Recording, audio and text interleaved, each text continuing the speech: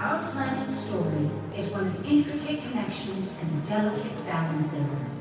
On this first night of Climate Week in New York City, we are here to push the tipping point on the growing momentum that unites us all. The need to more urgently act in time to reverse global heating.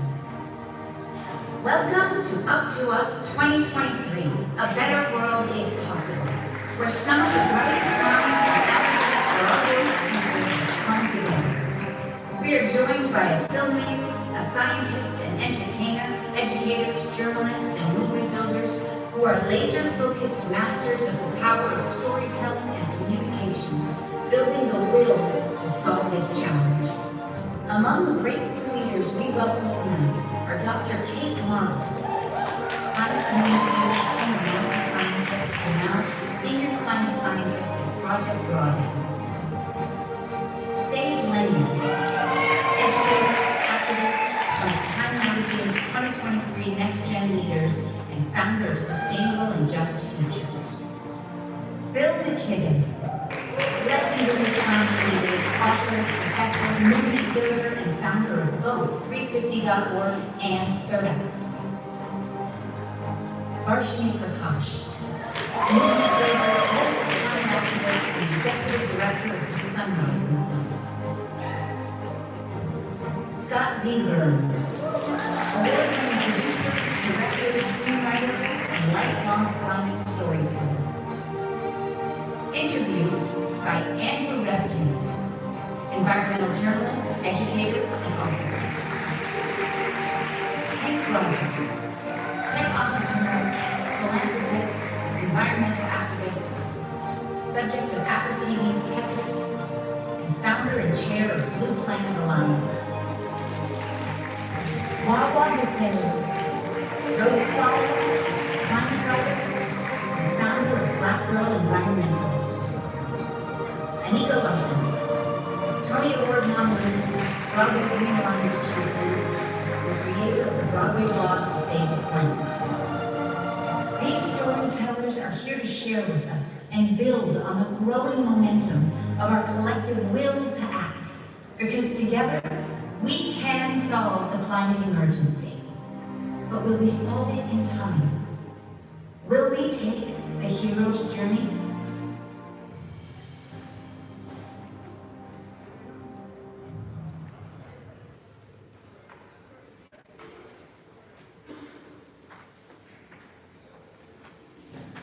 Please welcome the leader of the New York Society for Ethical Culture, Dr. Nori Rost.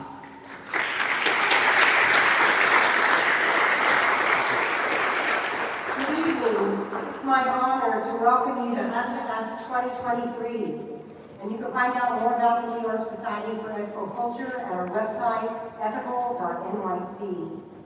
From the earliest known cave paintings featuring a red hand stencil in Amalfi Abisso cave in Spain, estimated to be 64,000 years old, humans have been telling the stories of our lives, of how we survived, of the hunt, the healer, the hearth and home. Tonight we gather to share how collectively and individually we're creating new stories in the face of the ongoing climate emergency. Although there's much reason to despair, we will tell stories of hope. Although corporate greed continues to speed up the damage done by humankind, we will tell stories of resistance and resilience. In an age in which technology gives us the power to amplify our stories far beyond the walls of dimly lit caves, we gather tonight knowing that it is up to us to make sure that the stories told in the future generations are our stories of saving the planet, heating our earth, and creating a better world for all. So thank you for being here. And now, let's learn a bit about our first speaker. Here's Sage Lanier.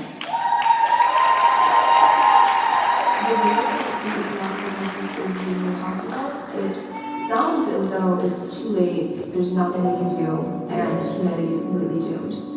As a young person, that was obviously very jarring for me, that there's no point in planning for a future because we wouldn't have one. I started looking for solutions. We're not waiting around for the system to give us the tools we need. We are ready to take that for ourselves. I started teaching, I started writing these curriculums because I was trying to invent the education that I wasn't getting. I feel like I built a community of students around me where all of us were pushing away from the doomsday, understanding how bad the problem is narrative that professors were pushing, and moving towards what are these actionable solutions. We're looking at a population of 10 billion by 2050. Where are we going to put those people? How do we feed them? How do we organize these systems? When people tell me the impact that my work has had on them, sometimes I cry. It definitely helps me sleep better at night, knowing that I've put something in motion that can't be stopped, that all of these people have this framework now for what a better world could look like, and they've all decided to take it upon themselves to actively enact that, and that there's nothing I could do to stop them at this point. I believe that there is a way to ensure that the next generation is equipped to survive and adapt in a climate change world, and that's what we're building here.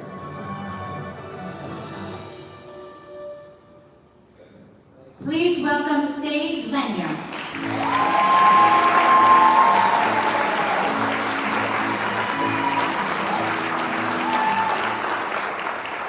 Hi everyone, thank you for joining us this evening. When I was 17, I realized that the education system wasn't preparing my generation with the knowledge and tools we needed for a climate change future. I was very passionate about feminism and racial justice from my preteen years, and I came to environmentalism with the realization that there could be no human rights on a dead planet. So as a very young woman, I was asking myself, what is the most important thing I could do? I was looking around at all of these new issues I was hearing about at the intersection of racial justice, gender equality, and the environment, and realized maybe our biggest problem is that no one I know knows about these things. I learned that we were running out of farmable soil, and that our food system was on the brink of collapse in many ways. And I was wondering why that wasn't something I'd ever heard talked about in my community, why it wasn't something I'd ever heard talked about in school or on the media. And I wondered who is setting this agenda? Who is deciding these priorities? So when I went off to college at Berkeley, UC Berkeley, I was looking for solutions, really. And I did not think I found that. In the environmental coursework I was taking, in the news articles I was reading, still the narrative prevailed that there was nothing that could be done about this crisis. And apologies. There was nothing that could be done about this crisis. And all we could really do was raise awareness and be prepared for the worst. But that didn't sit well with me. I obviously wanted a livable future. So around the age of 19, I started building a curriculum, and I named it Solutions for a Sustainable and Just Future. I incorporated regenerative food systems and a vision for a circular economy and cradle-to-cradle design. And all of these things that I just felt like were the most important topics I was learning about, but not visible enough in the environmental discourse. I started teaching at 19 with a class of 25 people. Within 4 semesters, I'd broken the record for the largest student-led class with 160.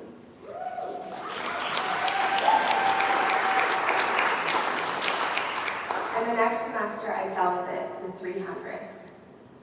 To date, our program has served almost 2,000 students at Berkeley, and we are now a nonprofit expanding to other universities this year.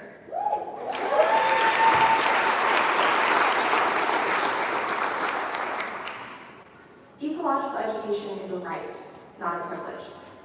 Young people are entitled to a robust understanding of humanity's relationship with the earth and the limitations of the resources that it can sustainably offer. A proper education should include a deep look at the environmental costs of the systems our lives are made of, such as metal ore mining, the supply chain, the fashion industry, and agriculture, always through an environmental justice lens. Who does the mining? Who does the harvesting, the sowing, the truck driving, and how must this system change to better work for them? The goals of such an education system would not only be to revive the deep ties that we are meant to have to the places that raise us, but to also inspire people to be active participants in their ecosystems, deeply invested in restoration and societal betterment. A curriculum like this could drastically change our global society within a very short span of time. As children learn, so too do their caretakers and communities. And the next generation of people would have a drastically different set of priorities from those who came before them. We could have a school system that helps young people become curious about our planet, empathetic, solutions-oriented, and well-equipped to adapt to a climate change future. Meeting the challenge of the ecological crisis will require more than a handful of educated activists and educators. We will need millions of people working together. Widespread ecological education is the necessary next step for actually building our movement. But education itself is not the work. My message to each of you is that it's time to go beyond building awareness. It's time to come together on a local level to push the needles in our community on climate action.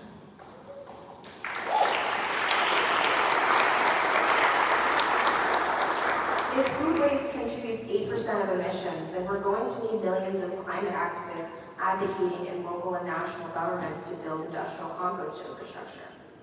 If the fashion industry contributes 10% of global emissions and tech is 4%, then we're going to need millions of climate activists improving our second-hand infrastructure so we can interrupt the constant process of landfilling and buying new to keep the resources we've already extracted from Earth cycling. If animal agriculture is almost 15% of emissions, then we're going to need to shift our culture so that our diets are no longer centered around the consumption of meat and dairy. If deforestation is responsible for 10% of global emissions, then we're going to need millions of climate activists that are working on not just replanting trees, but restoring entire ecosystems. If we've destroyed 30% of the world's forests, that's our call to action. This is radical climate action. The time is now to stop waiting around for someone else to solve the problem. It is up to us.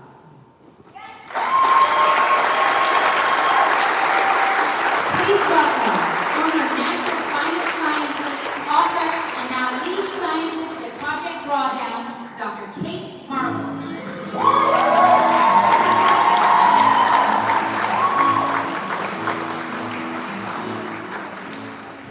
Hi everyone. So I'm a scientist. I work on climate models. Does anybody ever ask me about climate models? No, they don't. People ask me the same question over and over. They ask me, is there any hope? And I think this is a reasonable thing to ask, especially here, after this summer, amongst the wreckage of these accumulating climate-fueled weather disasters. And what can I say? It's true. It is impossible to prevent climate change because it's already here. The world is more than 1.1 degrees Celsius warmer than it was before the Industrial Revolution. So we're not going to get a fairy tale happy ending. And hope can be very difficult to cling to under these circumstances. And even myself, when I see the carnage on the news, or even look outside my window, sometimes I feel hope slip away. You know what?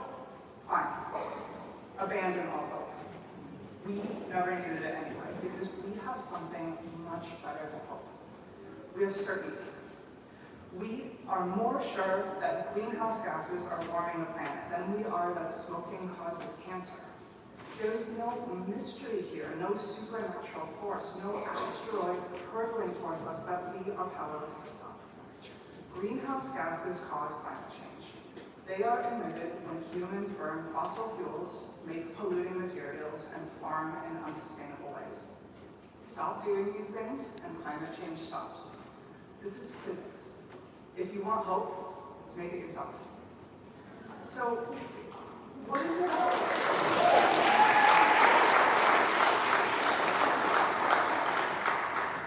So let's be clear here. What is there to hope for?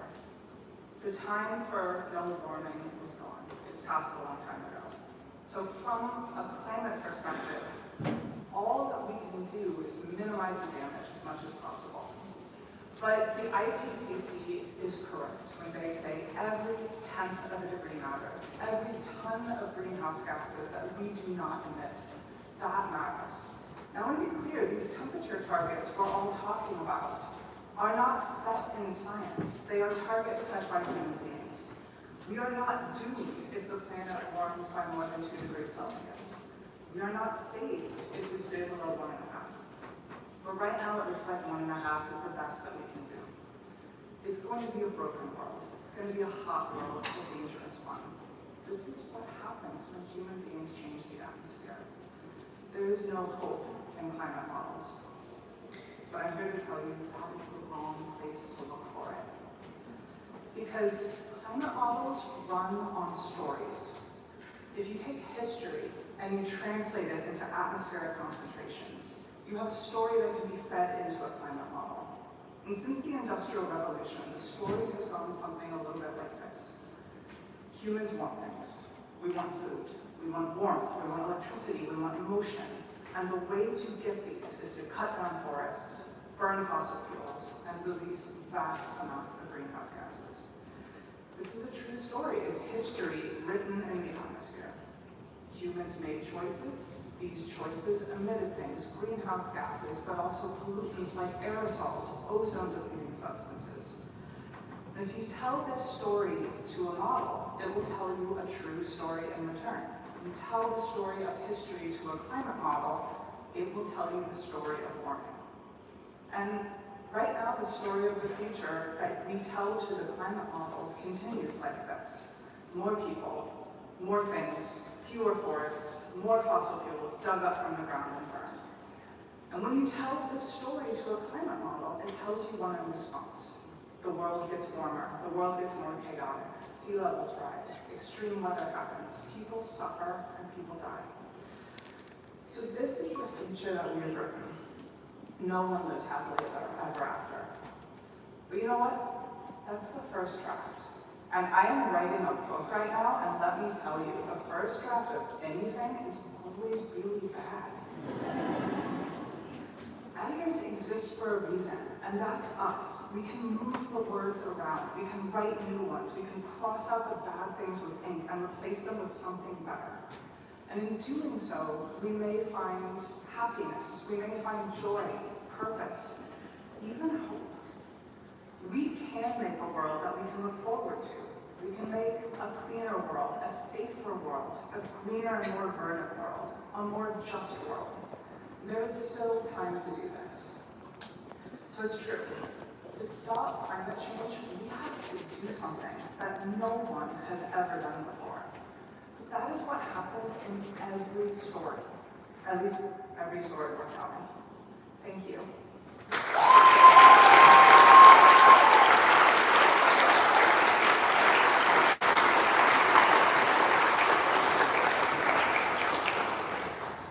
And now it's my pleasure to introduce Wawa Hipperu, the founder of Black Girl Environmentalist. Wawa is a recipient of the Truman Scholarship.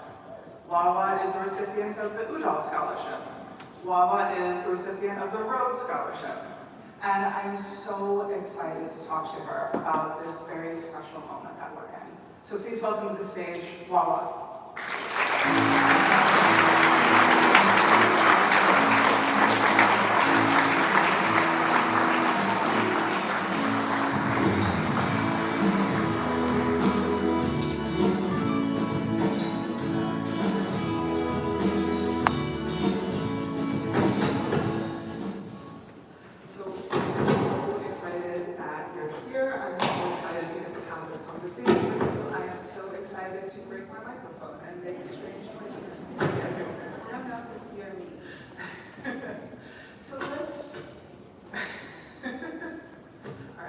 Let's start by talking about hope or something like it.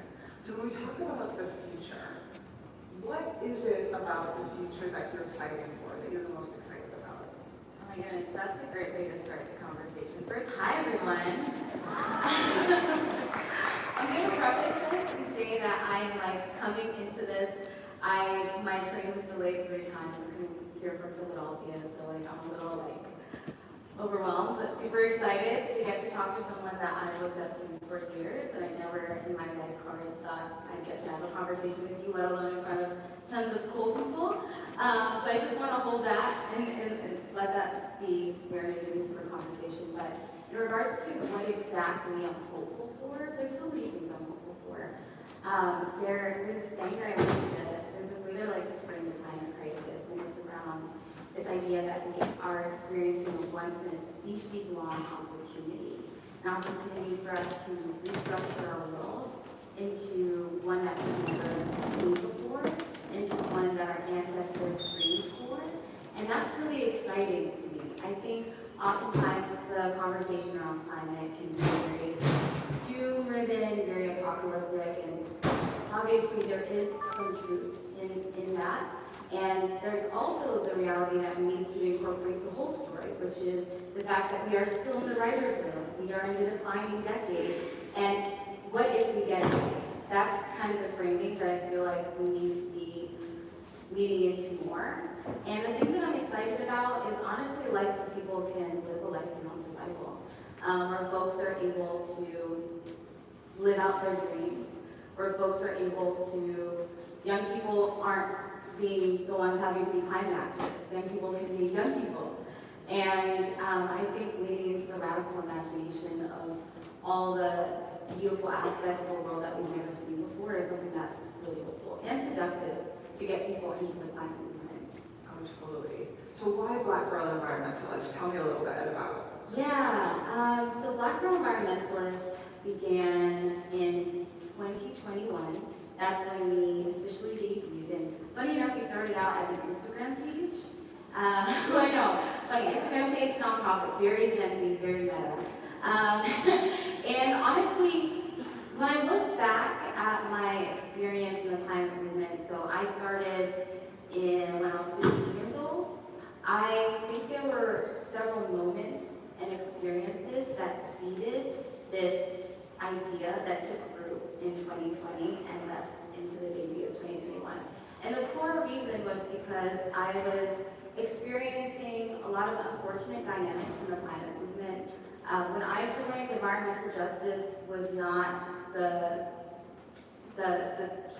wasn't the type of topic that was really emphasized much in the climate movement. Whenever I entered a climate space, I was the youngest person running for 20 years. I was the only person of color, the only Black person. And the more I learned about the climate crisis and I learned about the folks that were experiencing the brunt of the climate crisis, I was realizing that there was this interesting circumstance in which a lot of the times Black women and Black girls and Black gender expansive folks that are experiencing the brunt of the climate crisis are not in the decision-making rooms, are not what people think about when they think of an environmentalist, aren't folks that are being resourced, especially young folks, as potential leaders. So Black Girl Environmentalist is my way of plugging on my community, of understanding that folks that are at the forefront of the climate crisis aren't victims, but actually can be solutionists, can be leaders.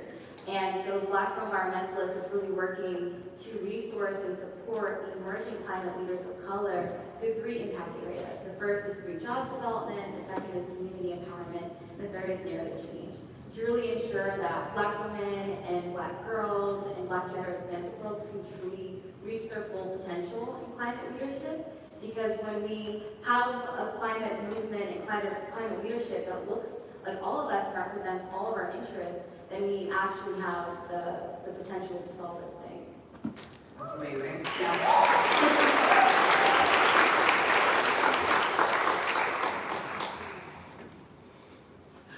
So, how should we think about this moment that we're in? Because I don't know if you've noticed enormous changes, but I have noticed that the world has changed, not just the climate, but also socially, culturally, political, in just the last 5 years. So have you noticed something like that? How have you seen the world change since you started doing this? Oh my goodness, I kind of want to ask you that. You know, I want to ask you that. How have you seen things change in the last 5 years, the last decade? Because I think it'd be interesting to mirror our experiences. Totally. So I'm very unused to people listening to me. It's a weird symptom of being a climate scientist. So I was so used to putting out reports over and over and over saying, we think it's going to be bad. No, guys, seriously, we think it's going to be really bad. Guys, it's going to be bad. And for so many reports, people weren't listening to us, or I felt that people weren't listening, because there have been, 6 IPCC reports. We're working on the 5th National Climate Assessment. And so I just had resigned myself to, this is going to be my role, is just trying to raise the alarm, trying to get people to listen. And then I think in 2018, I can even put a date on it, things changed. Things changed because Sunrise was occupying Nancy Pelosi's office. Things changed because millions of people were out on the streets. School strikes took off. And we really started to see an effect in the wider society that I never anticipated. And so now I feel like we live in the best of times and we live in the worst of times. It's the worst of times because we're starting to see the impacts that scientists have been warning about for so long. But we also live in the best of times because there is an engaged youth movement. And I agree with you that young people shouldn't have to do this, but they're doing it, and they're doing it really well. We're starting to see technological climate solutions. We're starting to see, finally, people starting to listen. And that's something that I never imagined would happen. So that's where I'm coming from. How about you? That's so interesting to hear because I think the year that I started in climate, the year that I went up in my room and I sat down and I prayed and I was like, I'm dedicating my life to climate. God, that's not the path you want me to take. Tell me now. I've never heard anything, so I've been on that path since. I think that was maybe 2014 or 2015. And yeah, a lot has changed. I kind of going back to what I was talking about in regards to environmental justice from my experience, and it's so interesting as I get to know more of the elders in the environmental justice space and hearing them talk about how they similarly have had this moment of, spending decades of talking to people about, the class and racial elements of how folks experience environmental hazards and the climate crisis from decades of talking to the masses to so many people listening. I've definitely experienced that in some regards of, it still exists of folks, especially where I come from, folks being like, oh, the climate girl. And suddenly some people are like, climate is cool, climate is sexy, everyone must get involved. And I'm like, this is great. But I think a lot of the changes have also been internally. I got involved in climate out of fear. I will never forget, I took an environmental science class. I didn't want to take the class.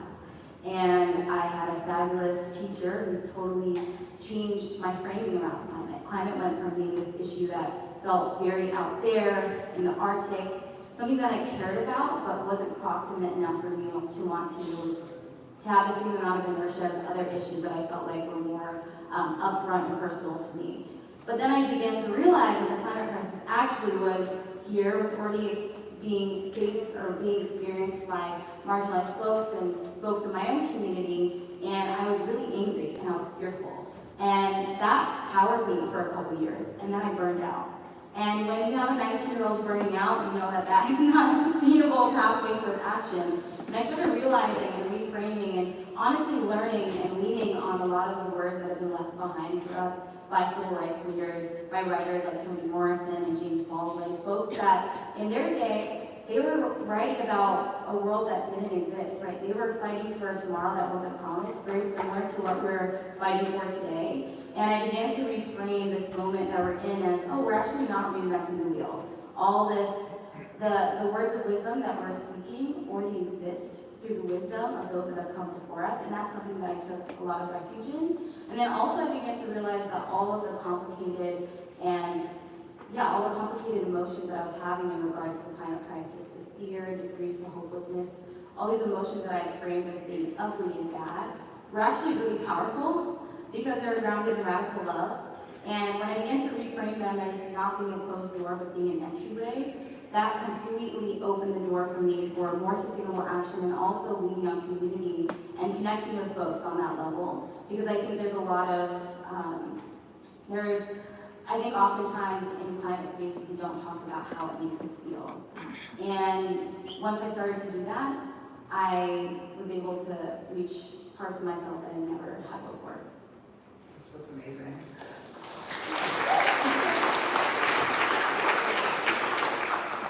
So we're coming to the end of our time now, but I want to give you the last word. The theme of this night is storytelling, how we change the narrative.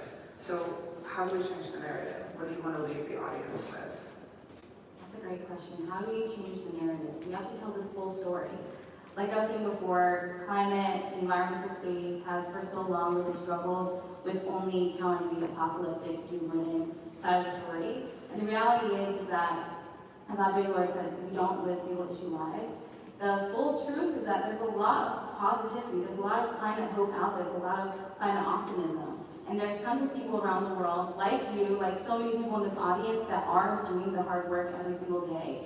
And I think those of us that are in the movement, kind of a positive aspect of being in the echo chambers of climate is that our vision of the world is really positive in regards to seeing people doing something. And I think if more people were to open themselves up to positive climate narratives and the stories of change makers, they would be more inspired to do it themselves and also understand that it's not all gloom and doom. There's also a lot of positivity in this space as well. And joy should be central in all of this.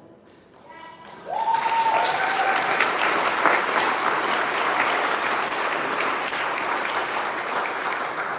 right, well, I think that's a great place to end it. So thank you so much, everyone.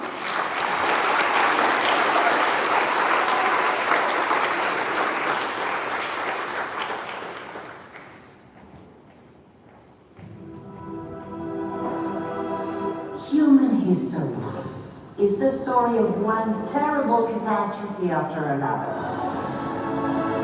I, for once, would love to wake up magically in a better world. What makes you think the world's going to get better? Today, people get their energy from the sun. Humans have set foot on Mars. Cancer has been defeated. And yet for every question answered, another one appears. Here's what you need to know about global warming. It will all go to shit at the end of the century. We'll be dead. We'll have to miss it. But we'll be smiling in gold-plated coffins. This is not the life that I envisioned it to be. Now whose house is on fire is incredibly easy to negotiate with. We cannot give up and go home for one simple reason. We already are home. This is our only home. I think it helps to look at climate change like a bear. The whole planet's been wrestling with the bear for decades. So far, the bear's been kicking our ass. What if we were able to develop technology that would allow us to survive, maybe even thrive? You don't know what's going to happen. It won't go the way you want. It never does. I'm being happy. What about now? Are you happy now? We bad people. Stop being angry about the past. The future is now.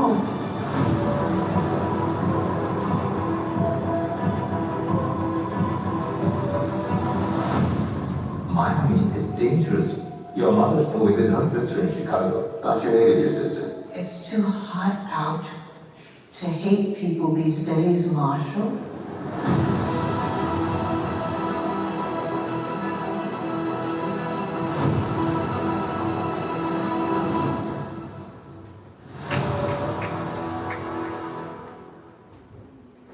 We are honored to introduce the master storyteller who has been entertaining, engaging, and educating a global audience in the critical issues of climate for years.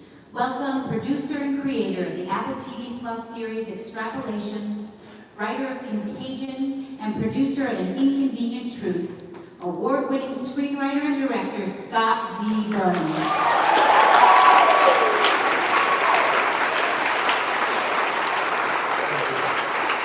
Interviewed by the founder and executive director of Good Energy, the transformational organization helping Hollywood and the entertainment industry to include and communicate about the climate story, Anna J. Joyner.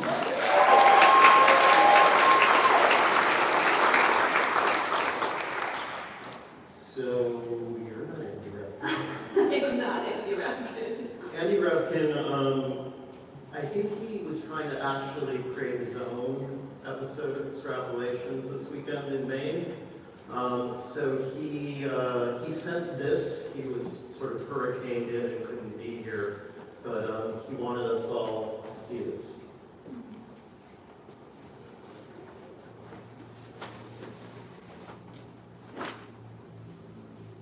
What I love about Up2Us is that in the 35 years I've been on the Climate Beat, most of that time was devoted to an expectation that it's going to be this top-down fix, a treaty, laws, but what drives that more than anything is us. The question is, who is the us? The people on the planet, so empowering each of us to have access to information, to have the capacity to share and shape ideas from community to community, within communities.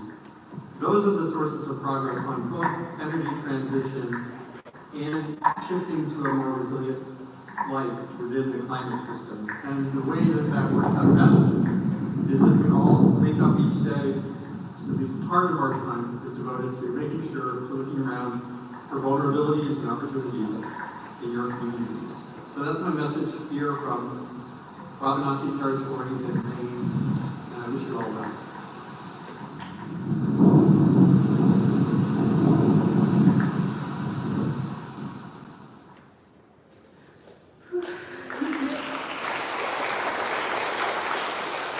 I live on the Gulf Coast of Alabama, but I'm not in LA for work, so hurricane stories really get me.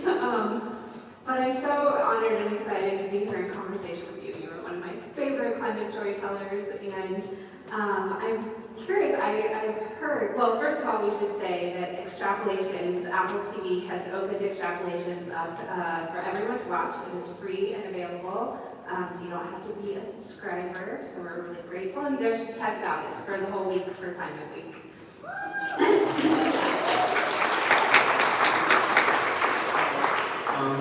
I should say at this point that I am a member of the Writers Guild.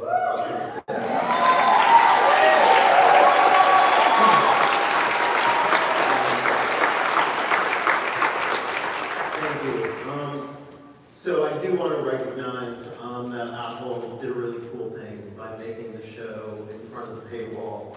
So I hope you all give it a shot and watch it this week. I'm sure I'll be able to thank them right before they cancel our second season.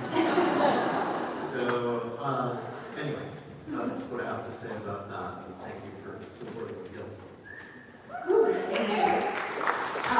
I'm excited to jump into Extrapolations, but first I kind of want to hear more about your origin story, because I heard a rumor that when you first kind of encountered the severity of the climate crisis, you had a moment where you were like, should I switch careers?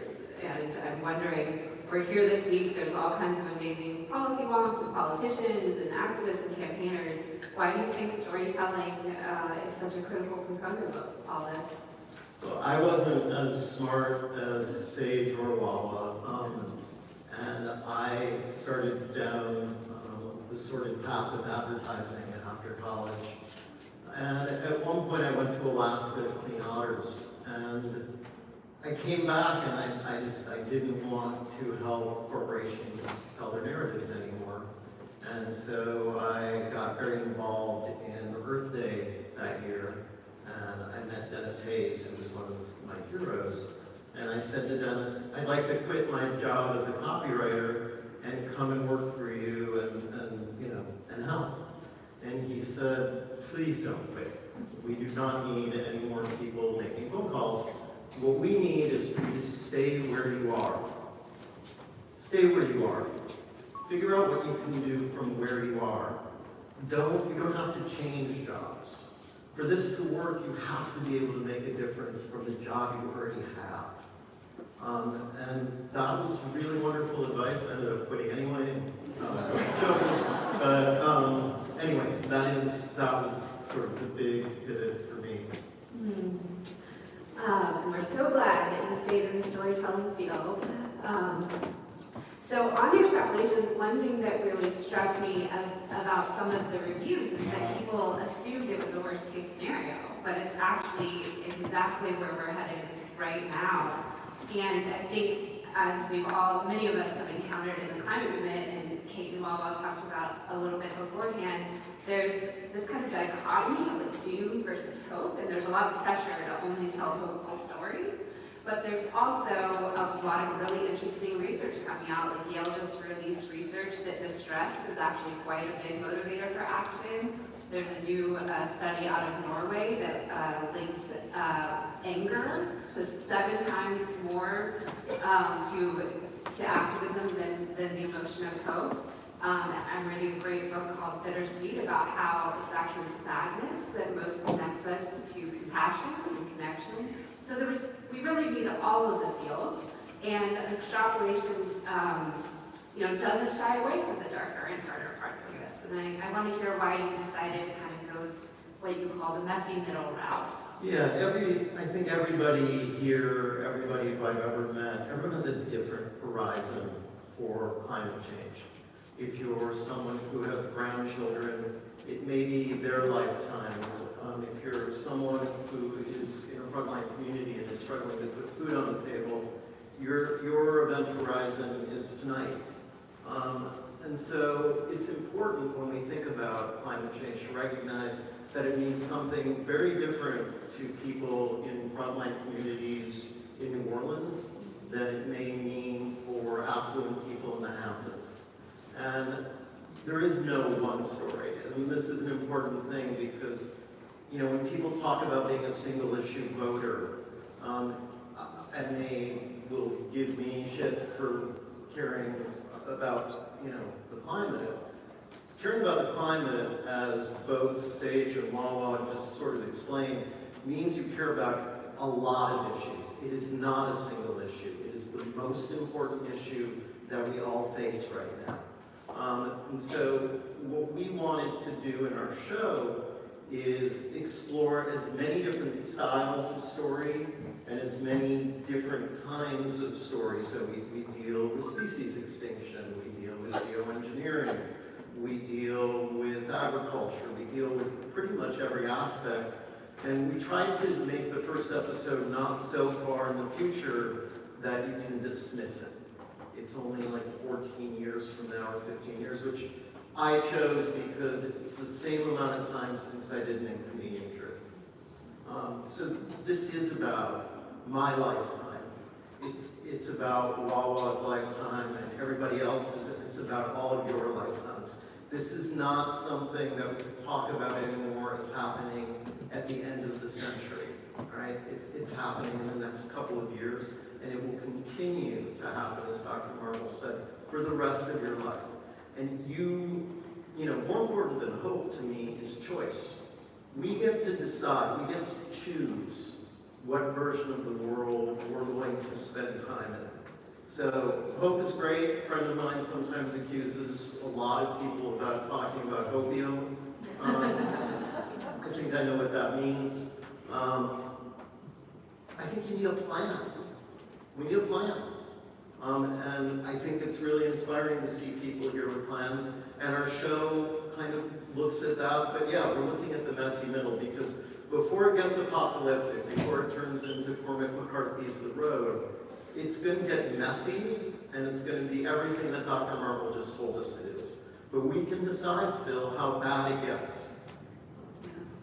There's that great image from extrapolations of the wildfire smoke, and then of course the summer in New York, it was like extrapolations came to life in our real lives way before that episode on the timeline.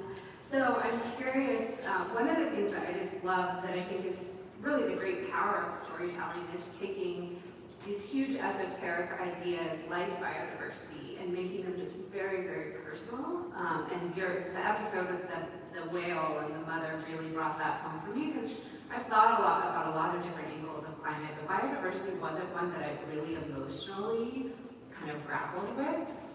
But it is like, it's, there's a lot of harder emotions in that episode and throughout all of it. And I'm curious, like, how did writing this show really leaning into the stories and the science, because you worked with a lot of amazing scientists and consultants, how did that affect your own mental health? I can tell you that while I was working on the show, as heavy as some of it was, I have never felt more engaged, more energized. And I think the thing that leads to despair is inaction. I think when you look at the young women who are up here before me, the thing that keeps you safe and sane is engaging and finding your community and finding other people and digging in. Because as soon as we did that, when I got to go to work every day with people who were actors and filmmakers and all sorts of folks, and we were all talking about the same thing, it didn't feel lonely and it didn't feel impossible. And those are the scary things. So that, I think, is how mental health works for me anyway. When you talk about the whale episode, I remember being a kid and my dad saying to me, in a Little League game, "Go get him, Tiger." And at some point I thought, what does that mean when there are no more tigers? What do we say? Yeah, that I just think it's a really good example of taking this big thing and bringing it home. Definitely got me. And I guess jumping off of that with our last few minutes, what is your hope for storytelling in the age of climate change? I think we have to anticipate some of the next stories we're going to deal with. One of the things that's really critical right now is getting particulate matter out of smokestacks, right? It causes respiratory disease, particularly bad in communities that are frontline communities that are adjacent to these factories. But when we take that particulate matter out, as Dr. Marvel can tell you, the temperature is actually going to go up because a lot of that particulate matter reflects sunlight.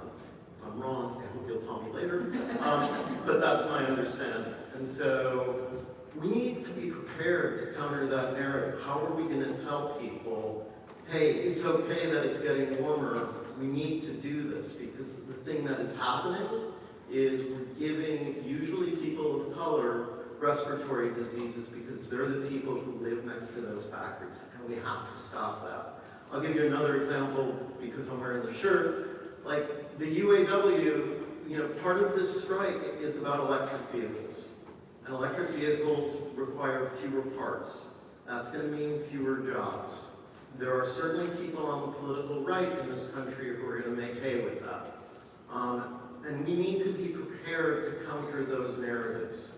So I think that's another thing that, is we need more people, more storytellers than me. And the last thing I'll say, as I've said it whenever I get a chance, I hope the next time I'm at a thing like this, I'm out there listening. And I hope people like Sage and Wawa have the deals at Apple and they get to do the storytelling.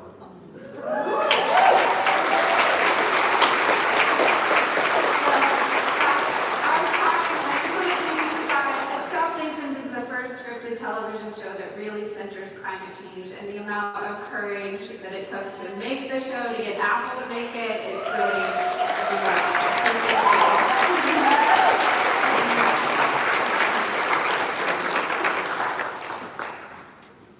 And now, please welcome former Cub reporter for the 1992 Earth Summit Times at COP0 in Rio, former editor-in-chief of the Boston Phoenix and Spy magazine, Deputy Managing Editor of the New York Daily News, Executive Editor of the Huffington Post, and now founder and CEO of Brooklyn Story Lab, Lance Gould. Thank you. And tonight's about storytelling. Scott, thank you for wearing this shirt. writers. Kate, thank you for giving a shout out earlier to editors. They don't always get the shout outs they deserve. As we've been discussing, reaching the hearts and minds of global audiences is a major mission critical challenge. To support that goal, Covering Climate Now works with more than 500 media outlets worldwide to nurture more and better climate journalism. And each year, CCN recognizes the very best in climate journalism. This year, there are more than 1,100 entries from around the world. The winner of the 2023 Climate Now Journalism Documentary Award was just announced today, and Up2Us2023 is honored and excited to bring you highlights of the extraordinary South Korean film that is this year's winner. Let's take a look at the creative storytelling in Dystopia of Seoul, the 2023 CCN Documentary Award winner. 혹시 사계절이 사라지는 상상을 해보셨나요? 이 사계가 없어지고 무너지게 되고 그리고 이게 봄인지 여름인지 겨울인지 가을인지 그 헷갈릴 정도로 그런 암울한 시대가 온다고 한다면 이렇게 병든 지구가 된다면 지금 우리의 문명의 절반 이상을 잃어버린 이 세상은 완전히 아수라장 거의 지옥과 같은 세상이 된다라고 하는 걸 의미를 하는 것이에요.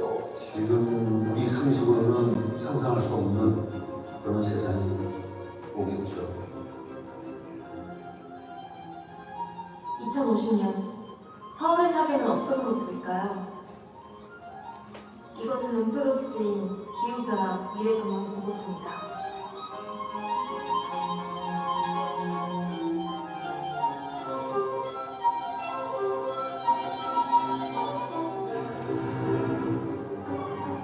사계 2050은 서울뿐 아니라 전 세계 14개 도시 버전으로 진행되는 음악 프로젝트입니다. 각 나라가 처한 기후 상황에 따라 악보도 모두 다르죠. 제가 봤을 때는 마샬 아일랜드가 가장 충격적이었거든요. 제가 아무것도 없는데 선진국들이 사용했던 그런 카본 탄소 때문에 섬 전체가 가라앉고 그렇게 되는 거잖아요. 감소율이 100%인 거예요. 이럴 거면 그냥 아예 사일랜드 가자. 마샬 아일랜드 가을은 완전 의미 없거든요.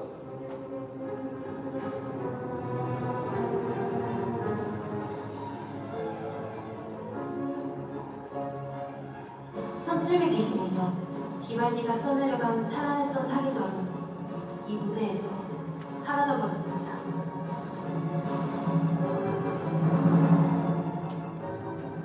우리는 이미 요동치는 기후변화와 위기를 지난 여름에 체감했습니다.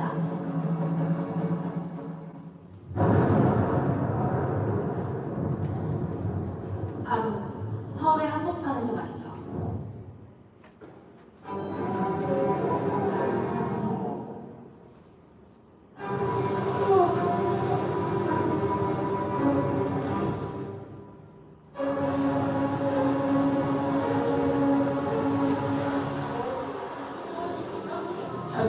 인간 비발디가 느껴서 음악을 만들었고 인간들이 기후를 악화시켰고 그 사계에 대해서 변화를 일으킨 건 인간이고 인간이 이걸 책임이 있고 이 음악이 만약에 당신에게 안 좋게 들린다면 인간으로서 당신은 행동해야 된다.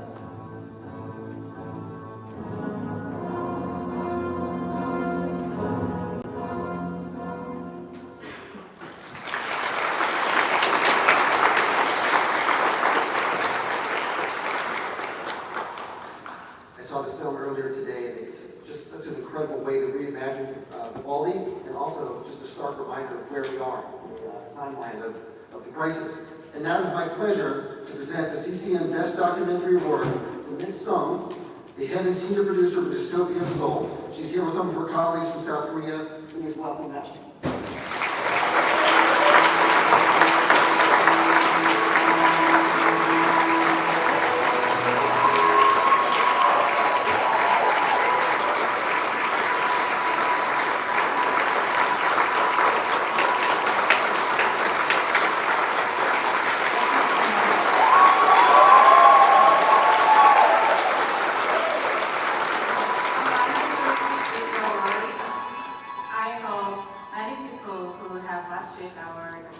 country dystopia of Seoul now know the seriousness of the climate crisis.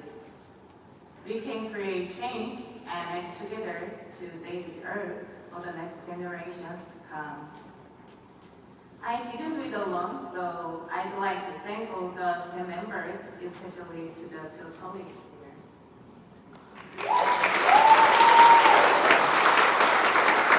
Thank you so much. I will never forget this moment. Thank you.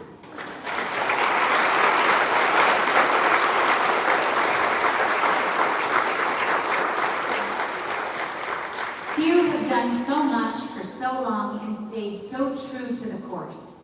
His powerful and inclusive narrative has been at the heart of this effort for decades.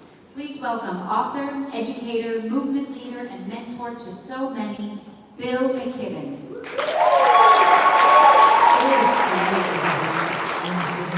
It's so great to be joining you here at the start of Climate Week.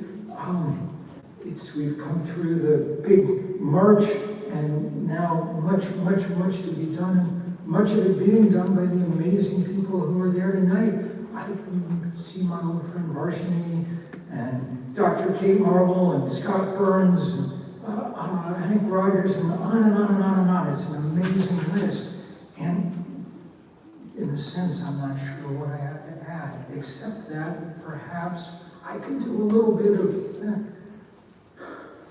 let's call it baseline setting, because I wrote the first book about climate change, what we then called the greenhouse effect, back in 1989 when I was in my 20s. So let me tell you where we are now. Where we are is precisely where scientists told us we would be. There should be no great surprise about what's going on, because it's exactly what they predicted. And yet, this past summer in the Northern Hemisphere comes as an extraordinary surprise, because we've never seen anything like it. No one has ever seen anything like it. We've had the hottest day, the hottest week, the hottest month, the hottest season on record on our Earth. Those records go back a couple of hundred years, but scientists have been able to stretch the proxy record back much further than that. Everyone's pretty convinced that we saw the hottest weather that's happened on this planet in 125,000 years at least. We lived through history, and it wasn't fun history, because when it gets that hot, bad things happen. At the most basic, the thing to remember, one fact for our century is warm air holds more water than cold. In arid areas, we get more evaporation, we get more drought, then we get more fire. Whether it's Greece or California or Canada this year, where the fires were so huge that they produced twice as much carbon as all the driving, heating, flying, cooling, and factory running that Canada did all year. These feedback loops are getting intense. Once that water's up in the atmosphere, it's going to come down, and again this summer it came down like we've rarely seen it before. In Greece, in Vermont, here where I live, where we had absolutely record floods. Quarter mile from my house here, we lost a neighbor's house to a landslide. All of this is with a temperature increase on this planet of just shy of 1.5 degrees Celsius. But we're on a track to close to double that. And if we do, we won't double the damage. It'll be far more. It's exponential at this point, because we keep passing these tipping points, which is why we have to stop it now. That means two things. One, the thing we're sort of doing, which is beginning to build out sun and wind. That's what the Inflation Reduction Act is about. But two, we also need to be shutting down fossil fuel faction. We have to be shutting down coal and gas and oil. That's our task. Our task is to organize. The thing that scares me about this summer is not the heat. The thing that scares me is it did not set off as intense a political reaction as one would hope. This coming year, between now and next September, our job is to catalyze that reaction around the planet. There'll be lots of things coming up. March is even bigger than the one we've just come through. So let's get ready. Let's do the job. Let's do it together. We're running out of time, which should not make us despair. It should make us double down. Thanks.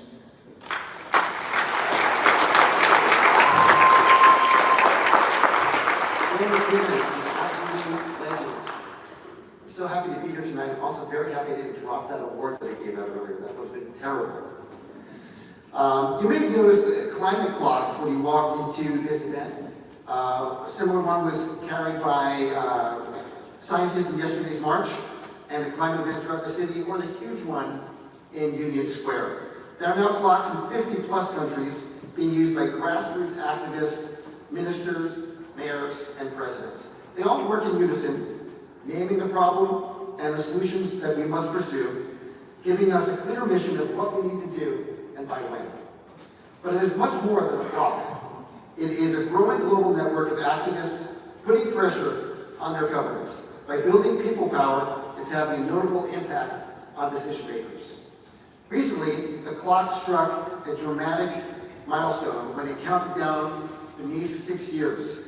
And activists worldwide responded to the moment with action on a day that they called the Climate Emergency Day.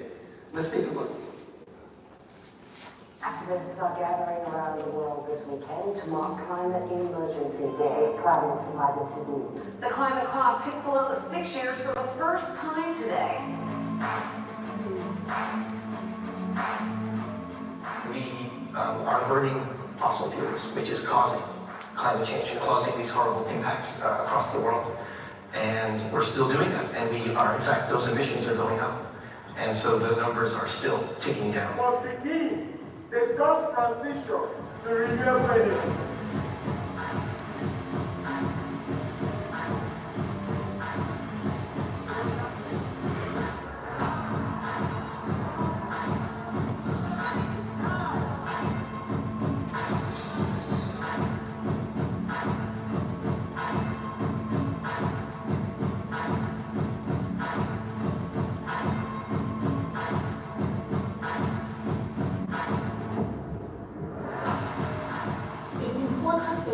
To us because our future is at stake if you don't take those steps now.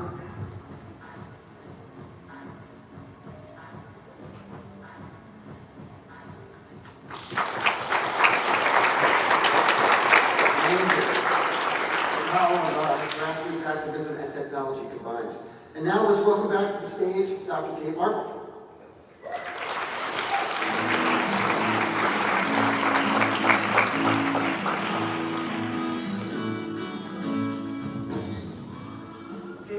My absolute pleasure to welcome to the stage Varshini Prakash. She is the co-founder and executive director of Sunrise, building a movement of young people to stop the climate crisis and create millions of good jobs in the process. You saw her in the preliminary video taken in 2018 when hundreds of Sunrisers sat in Nancy Pelosi's office demanding a Green New Deal. A movement that mobilized thousands of young people and catalyzed progress toward the major climate victories we've seen in recent years. So please join me in welcoming Varshini Prakash.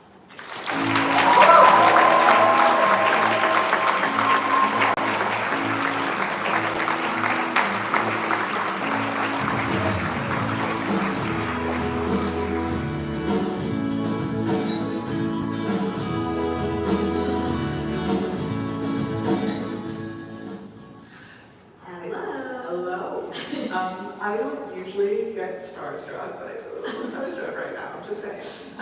So my first question is tell me what we've won. Tell me about this particular moment in the climate movement, how we got here. Yeah.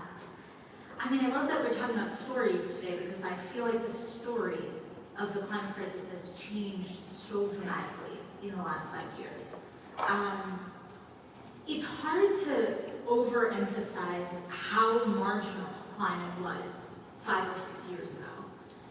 In 2016 and 2018, when I was a young leader that was watching these UNFCCC negotiations and I reading these IPCC reports coming out, climate felt like it was a political third rail, right? It was ignored in elections, ignored in the national debate, despite the physical manifestations of crisis worsening, despite this backdrop of like tons of environmental protections and rollbacks that we were seeing under Trump and literal fossil fuel elites who were running the government.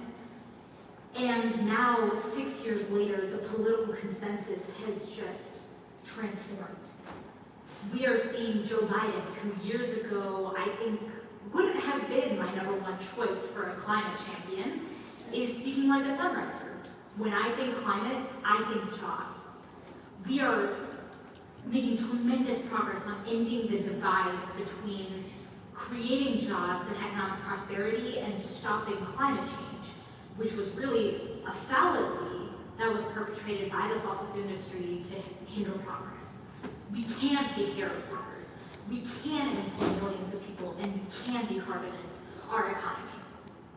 We won the first down payment on a Green New Deal, and we are witnessing the potential of up to $1 trillion or more by some accounts, representing the largest climate investment made by a single country to date. We're not just fighting pipeline by pipeline, we are building a visionary and an inclusive governing agenda for what climate action could look like. And because of the relentless activism from the environmental justice movement, from so many folks, we are beginning to weave racial equity consistently into policy. The federal government's Justice 40 initiative, which stipulates 40% of climate investments must benefit low-income, people of color, tribal nations, was first won by a coalition of grassroots organizations right here in New York City and was the template for that work at the federal level. And I want to be really clear, everything that is good that we have won was because the movement fought for it. Nothing,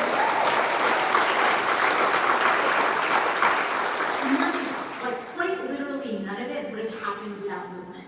It wouldn't have happened if there weren't millions upon millions upon millions of grade school students and teenagers in virtually every single continent in the world who took to the streets demanding climate action. It didn't happen because we asked nicely. It happened because we sat in, because we made it clear that if people wanted our generation's votes, they had to have a plan to stop climate change, and stop taking money from the people who were perpetrating it. And if we hadn't run for office at every level of government, if we hadn't turned out at the ballot box and drove climate to the top of the agenda for the Democratic Party, we would not have won the massive victories that we have in the last few years.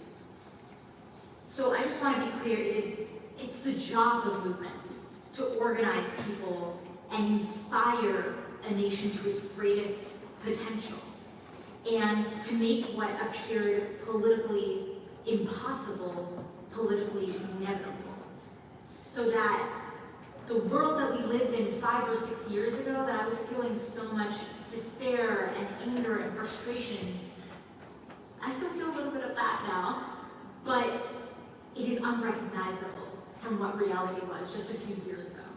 And that is because people imagined, and then they set goals, and they fought like hell to win. And so I think this moment is complicated. I think it feels rife with opportunity. I think it feels historic. And I also think it feels really uneasy and unfulfilled. And in many ways, what we've won is the opportunity to begin decarbonizing our economy in a just and equitable way.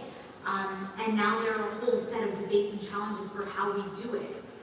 Sunrise stands with auto workers who are pushing industry to ensure that these workers have fair wages, are protected in the workplace, and we will not throw workers and people of color aside in order to decarbonize.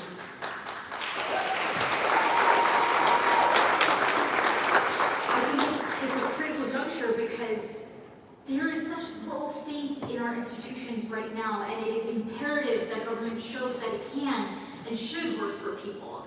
So this moment is really precious, and it has a lot of opportunity, and we've got to take a hold of it if we don't want it to impact our elections in the years to come, or we want it to impact it in a positive way.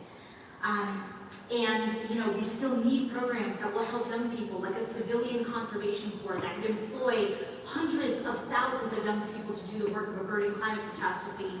And we need to put an end to the fossil fuel era right now.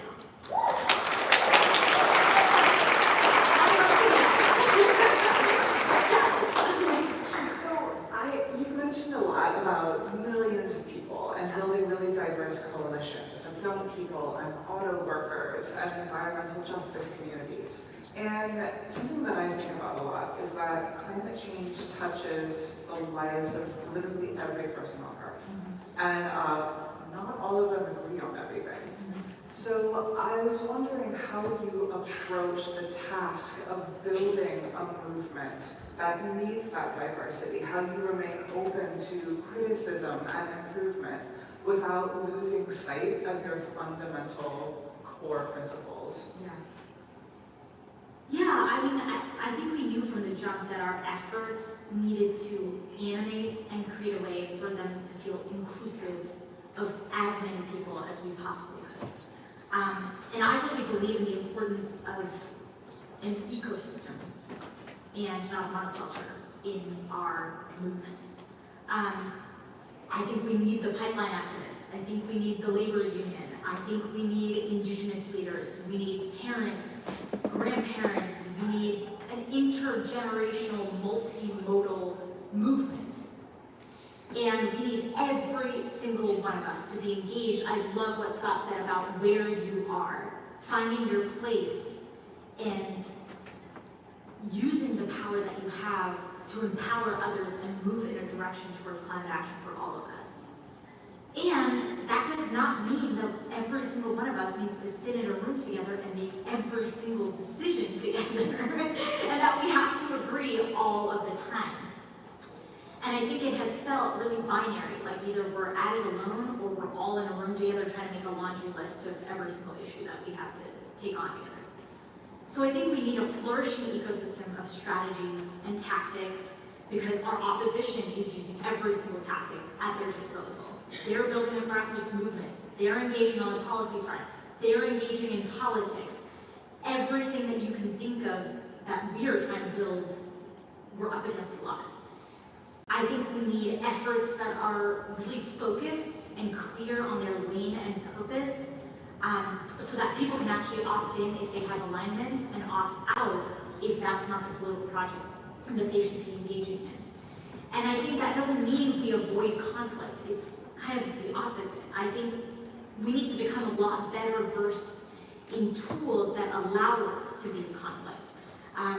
Like, I've heard the term principled struggle that Natanya Lee of Left Roots has been popularized over the last few years, which is to say conflict for the sake of building unity.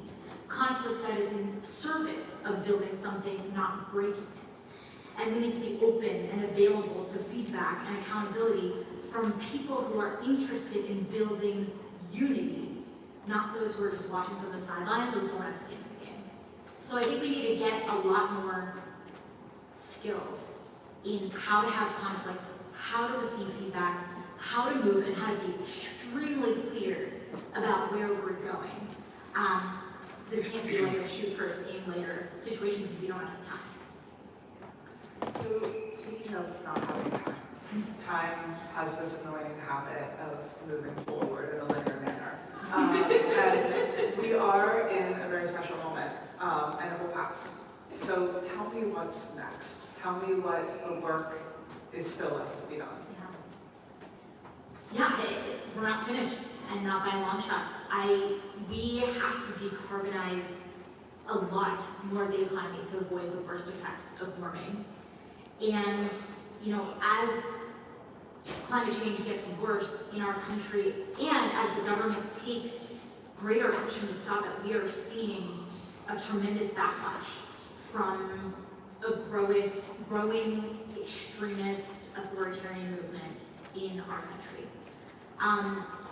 I think, tens of thousands of people marched yesterday and were arrested today, taking action demanding an end to the fossil fuel era.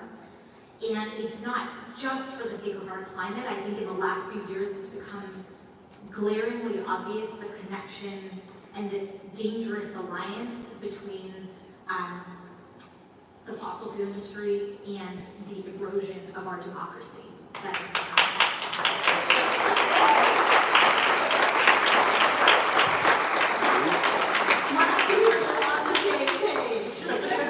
when we launched in 2017, I think our core assumption was that ultimately we lived in a country where politicians are responsive to public opinion and to protest. And we knew the ideals that the ideas that Trump ran on, like racism and xenophobia, were age-old phenomena in America that needed to be contested and fought against like hell.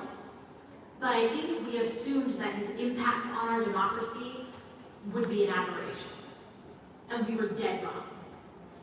And I think one of the greatest threats and the work that needs to be done is addressing this alliance between the fossil fuel industry and the authoritarianism that is cropping up. I think it's no coincidence that the wealthiest elites in America have been bankrolling the GOP and also Democrats. And those individuals made their money in the fossil fuel industry and are protecting their bottom line. If you look under the hood of a lot of MAGA extremism that has been erupting across the country, there is almost always fossil fuel money that is spending millions of dollars to poison the democratic process with lies. I mean, just earlier this year, we saw MAGA extremism in Congress who were using fossil fuel fights as a bargaining chip and willing to take the economy to get demands like the Mountain Valley Pipeline. And so this fight has only begun. I think we have, the IRA and policies like it are the floor and not the ceiling. And that just means that it's more imperative than ever that people take up the fight in every single community across America to resist the fossil fuel industry, its influence in our politics, and build a green economy at the same time.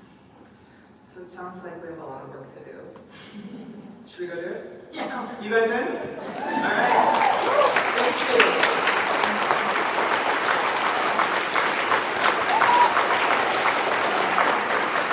Please welcome back to the stage, Lance Gould.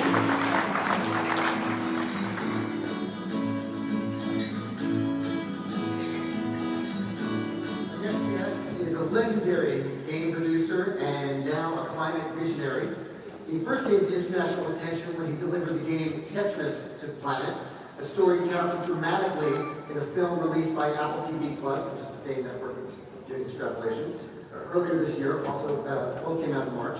Now he's poised to deliver something else for the planet, even better, renewable energy for all. Please welcome Hank Rogers.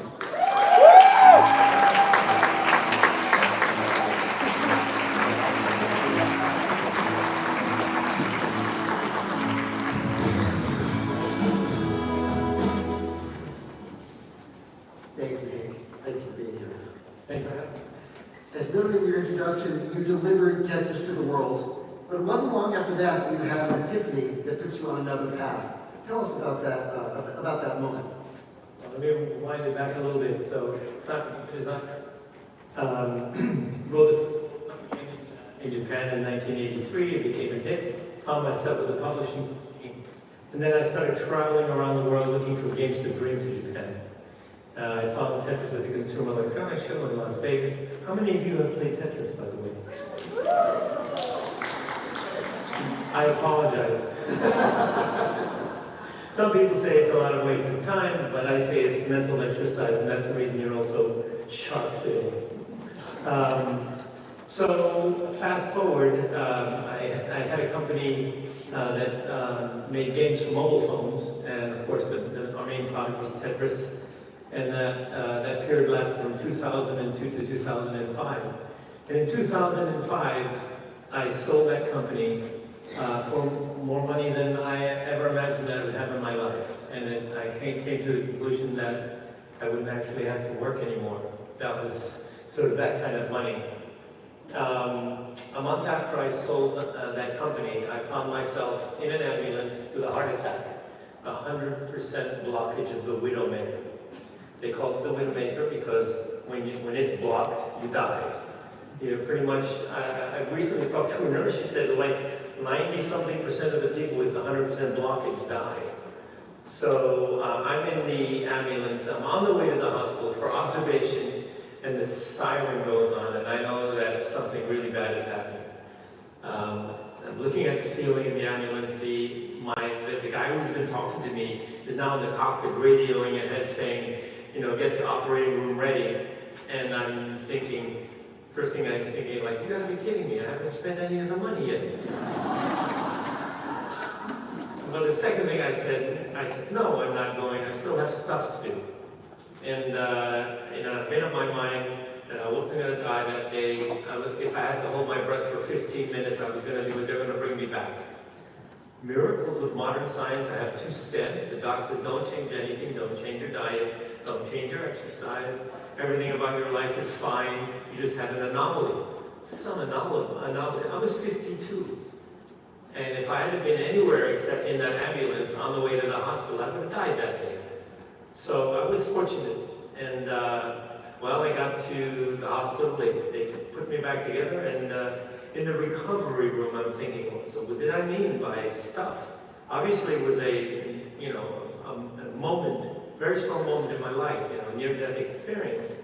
And so I decided to look at the end of my life. What is it that's really going to upset me if I didn't do something about it by the end of my life?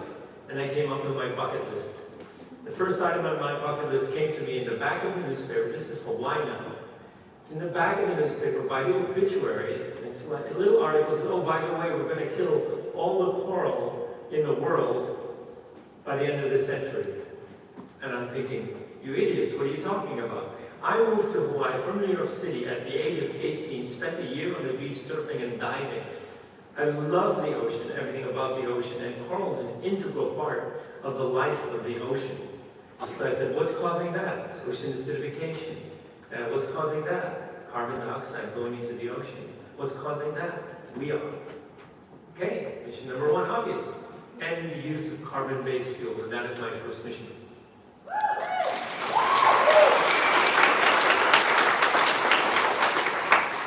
So this epiphany to end the use of carbon-based fuel led to a pretty remarkable story. Tell us about that. Yeah, so I had a little bit of money, so I started, I called it the Blue Planet Foundation, and the idea was to end the use of carbon-based fuel in Hawaii. Now, Hawaii at the time spent $6 billion a year on fossil fuel, $5 billion of oil, $1 billion on coal. 30% of the oil goes to jet fuel, 30% went to ground transportation, 40% or $2 billion was making electricity, and $1 billion of coal. That's $3 billion. The electric company, the utility, was the biggest company, the most powerful company in Hawaii. They were, you want to call it our enemy, whatever you want to call it, they were the obstacle to us achieving 100% renewable energy. And so, so we set about passing laws to help the solar industry. We tried to talk to the governor, we tried to talk to the politicians, but those people, they don't move unless the people tell them to move and push them to move. And so, how do we get the people on our side? That's the first thing. And again, we talk to people and try to educate them, but that's still a hard thing. The way to get to people, the way to get to adults is through their children. So one of the things that we did is we had elementary school children go door to door and exchange 300,000 light bulbs. And in so doing, they would explain to the person in the house, as a child talking to an adult, how this is going to save them electricity and save money, and how it's going to save climate change if everybody did it. And so we started the conversation. Well, that conversation led to a movement. Our crowning glory, when we finally got the people on our side and got the people to push the politicians, we passed the first law in the country, a mandate that Hawaii has to go 100% renewable energy by 2045.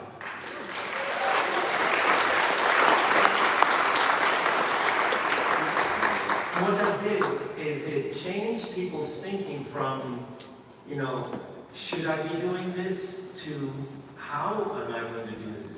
The electric company, for the first time, created a team of people that actually worked on figuring out how they were going to switch to renewable energy. And 6 months later, they came out and publicly said, this is after fighting us tooth and nail, that they could do this, and they could do it by 2040. 100% renewable energy. Well, you know, it's nice for people to say that they're going to do something. How do you actually get them to do it? And the answer is we followed it up by changing the business model of the utility. Their old business model is they get to make 10% on the price of oil. What a dumb business model. 10%, it means that they're happy when the price of oil goes up because they make more money. It's ridiculous. So their cost is 25 cents per kilowatt hour for oil-based electricity. And we said, okay, we passed a law saying you can make more money by switching to renewable energy. So 25 cents, 10% is 2.5 cents. The cost to them, they put out RFPs, they never actually paid for any of this. They just got companies to compete to bring the renewable energy. Wind and solar come in at 8 cents per kilowatt hour. If you add batteries, it's up to 12 cents. So okay, instead of 2.5 cents, we'll give you 3 cents. Guess who's our best friend now? They went from being our worst enemy to our best friend. Our goal was to hit 40% renewable energy by 2030. We have already hit 40% renewable energy.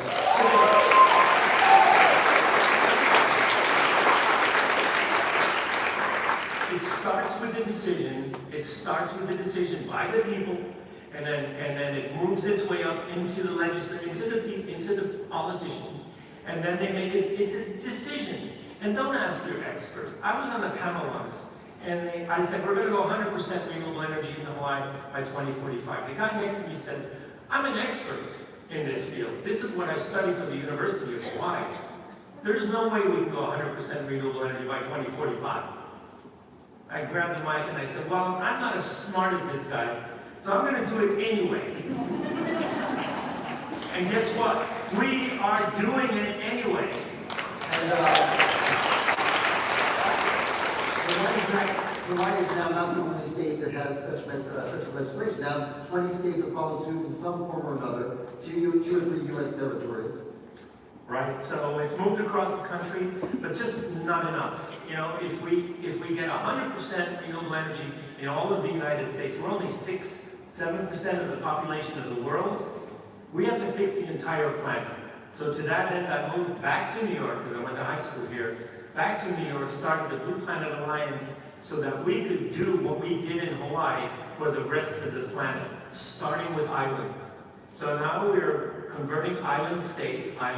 Last year we did Palau, Tonga, Tuvalu, we did Guam, and this year we're doing a whole bunch of new islands. What we're doing now is we're bringing people from the islands to Hawaii to show them what we did. One from the government, one from the utility, and one from the private sector, or the environmental sector, if you will.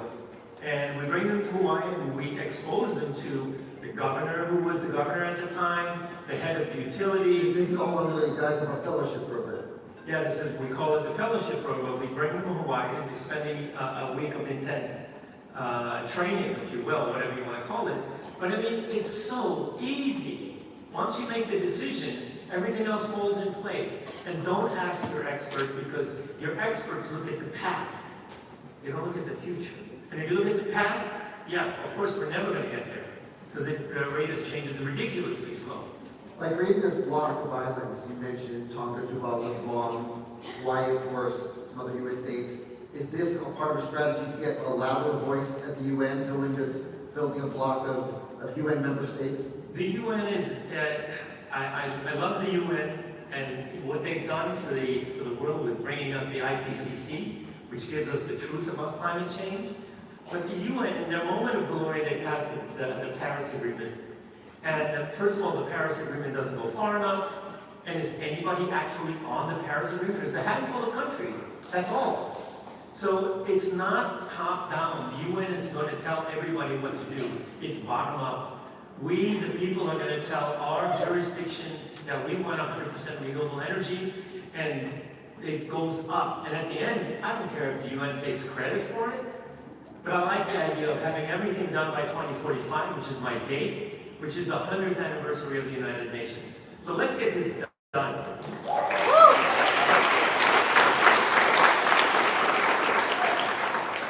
Every country on Earth, or every member of the UN did sign the Paris Climate Agreement, but to your point, it's how far along are they on their NDCs, their commitments to? Yeah, so clarify that. at the end, you know, this name of this gathering is up to us. It is in fact up to us.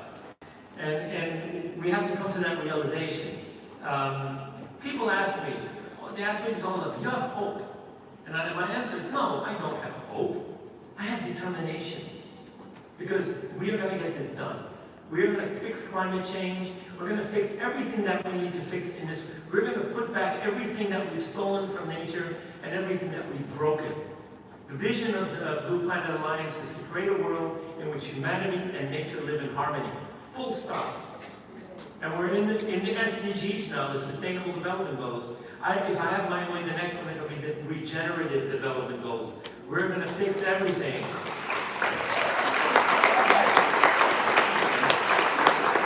We are going to give our children and the children of our children, the future generations, a world that we can be proud of. That's what our job. For you. You mentioned how the best way to get to adults is through their children. Tell us about the Global Ambassador Program that Blue Planet Alliance has. Yeah, of course.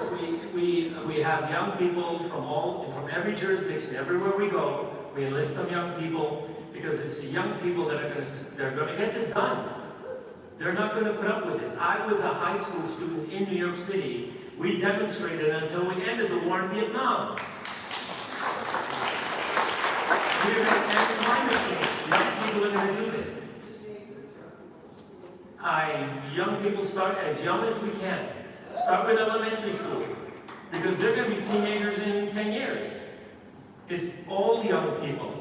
No child left behind.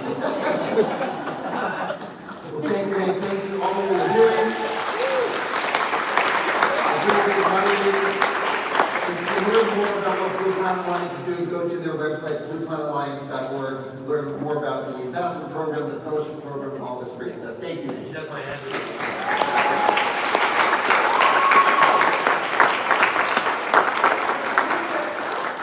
Our last guest of the evening is a Broadway actor, singer, Tony Award nominee, teacher, director, writer, and coincidentally, me. Hey friends, how you doing? A couple of years ago, I decided that I needed to be able to look my little boys in the eye and tell them I really tried to fight for their planet. Lucky for me, I have a friend who's a professor of sustainability. She's sitting right over there. Her name's Andrea Varga, and I called her up and I said, Andrea, what do I do? And she said something that's been echoed here a couple times tonight, which is basically the idea that all that we can actually do is what we can do locally. And she said, your local is Broadway, and Broadway gets attention. And I said, aha! So, I joined the Broadway Green Alliance, where we work to make the theater industry more sustainable. I overcame my deep fear of social media and joined Instagram as @GreenMomAF, where I post our backstage and behind-the-scenes green efforts and shenanigans. As a passionate ambassador of the UN Sustainable Development Goals, I created and hosted the Broadway vlog to Save the Planet, which you can watch on YouTube. It's 17 mini episodes where I talk with Broadway stars and designers about the ways that we in the theater community are working to achieve the goals. And I have written a play for New York City Children's Theater that I say it's called The Pocket Park, and it is infused with the global goals. And I'll direct it at New York City Children's Theater next fall in partnership with the world's largest lesson. Thank you.